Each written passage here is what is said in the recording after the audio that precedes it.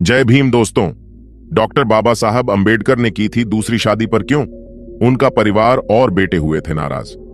आज भी यह सवाल उठाया जाता है कि डॉक्टर भीमराव अंबेडकर ने जब दूसरी बार शादी की तो एक ब्राह्मण महिला से ही क्यों की?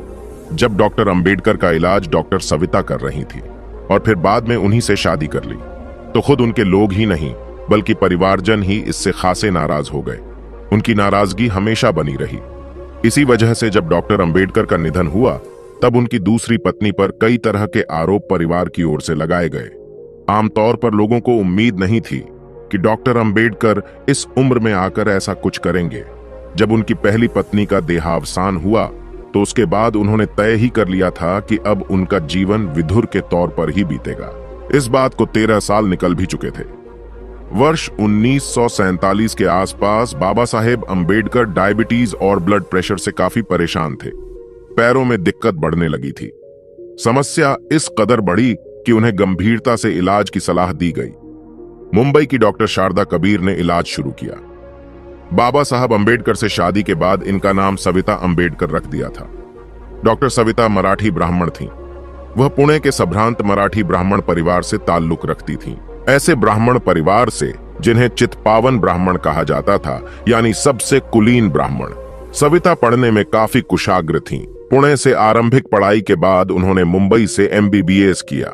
हालांकि डॉक्टरी शुरू करने के बाद डॉक्टर सविता ने भी यही सोचा था कि वह अविवाहित ही रहेंगी। जब वह डॉक्टर अंबेडकर का इलाज कर रही थीं, तब उनकी उम्र 38 साल थी। हालांकि वह अपना काम इतनी बखूबी करती थीं कि एक अच्छे डॉक्टर के तौर पर उन्होंने अपनी पहचान बना ली थी। इलाज के दौरान वे डॉक्टर अंबेडकर के नजदीक आ गईं। हालांकि दोनों की उम्र में 18 साल का अंतर था। जब शादी हुई तो न केवल ब्राह्मण बल्कि दलितों का बड़ा वर्ग खासा कुपित था। अंबेडकर के बेटे और नजदीकी रिश्तेदारों को भी ये शादी रास नहीं आई। खटास ताजिंदगी बनी रही। बाबा साहेब अंबेडकर की पहली शादी कम उम्र में हुई थी। बाबा साहेब की पहली शादी 1906 में हुई थी। बाबा साहेब तब 15 साल के थे और उनकी पहली शादी रमाबाई से हुई थी। शादी के बाद अंबेडकर की पढ़ाई जारी रही। बैरिस्टरी की पढ़ाई करने के लिए वह इंग्लैंड गए। लौटकर दलितों के उत्थान में जोरों शोरों से जुड़ गए। पहली पत्नी से 5 बच्चे हुए। केवल बड़े बेटे यशवंतराव ही लंबे समय जीवित रहे। बाबा साहेब के बच्चे ज्यादा पढ़ भी नहीं सके। यशवंतराव भी केवल मैट्रिक तक ही शिक्षा पा सके थे। हालांकि बाद में यशवंत ने रिपब्लिकन पार्टी ऑफ इंडिया बनाई, विधायक भी बने। बाबा साहेब काफी व्यस्त रहते थे। पारिवारिक जिम्मेदारियों की ओर ज्यादा ध्यान नहीं दे पाते थे। लंबी बीमारी के बाद रमाबाई का 1935 में निधन हो गया। अगले 13 सालों तक बाबा साहेब ने विवाह के बारे में सोचा भी नहीं। बाबा साहेब अंबेडकर अपने इलाज के दौरान डॉक्टर सविता के करीब आए और शादी की। 1940 के दशक के आखिर में वह जब भारतीय संविधान को बनाने में व्यस्त थे, तभी स्वास्थ्य की जटिलताएं उभरनी शुरू हुईं। नींद नहीं आती थी। पैरों में न्यूरोपैथिक दर्द रहने लगा। इंसुलिन और होम्योपैथिक दवाएं किसी हद तक राहत दे पाती थीं। इलाज के लिए बाबा साहेब बंबई गए। डॉक्टरों ने सलाह दी कि उन्हें अब ऐसे साथी की भी जरूरत है जो न केवल पाक कला में प्रवीण हो बल्कि मेडिकल ज्ञान वाला भी हो, ताकि उनकी केयर कर सके। चूंकि डॉक्टर सविता बेहद समर्पित तरीके से इलाज कर रही थीं, लिहाजा वो उनके करीब भी आ गए थे। नजदीकियां कुछ इस तरह बढ़ीं कि उन्होंने सविता के सामने विवाह का प्रस्ताव रखा।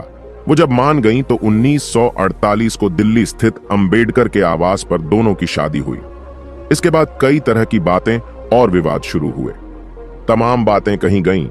ब्राह्मणों ने अंबेडकर की दलित राजनीति और विचारधारा पर सवाल खड़े कर दिए। नाराज दलितों के एक वर्ग का कहना था कि इससे गलत तो कुछ हो ही नहीं सकता था।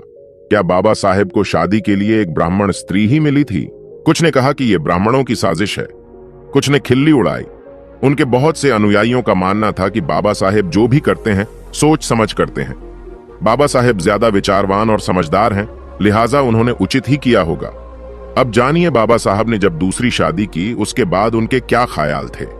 आम्बेडकर खुद उनके समर्पण और सेवा की तारीफ करते थे। जब उन्होंने अपनी किताब द बुद्धा एंड हिज धर्मा लिखी तो पहली बार में यह बगैर भूमिका के प्रकाशित हुई।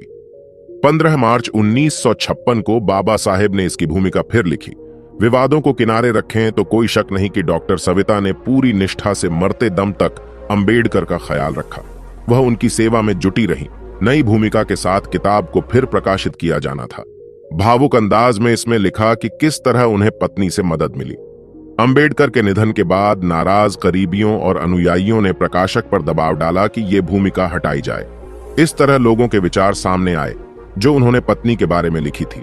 ये बात 1980 में सामने आई जब पंजाबी बौद्धिस्ट लेखक भगवान दास ने उनकी उस भूमिका को दुर्लभ भूमिका के रूप में प्रकाशित किया। अब जानिए जब अंबेडकर के निधन के बाद उनकी दूसरी पत्नी पर आरोप लगे। हालांकि निधन के बाद अंबेडकर के बेटों और करीबियों ने सविता अंबेडकर पर उनका ध्यान नहीं रखने का आरोप भी लगाया। उन्हें अंबेडकर आंदोलन से अलग कर दिया गया। उन्होंने खुद को दिल्ली में अपने महरौली स्थित फार्म हाउस तक समेट लिया। बाद में युवा रिपब्लिकन नेता रामदास अठावले और गंगाधर गाड़े दोबारा अंबेडकर आंदोलन को मुख्य धारा में लौटा कर लाए। हालांकि उम्र बढ़ने पर वह फिर अलग हो गईं।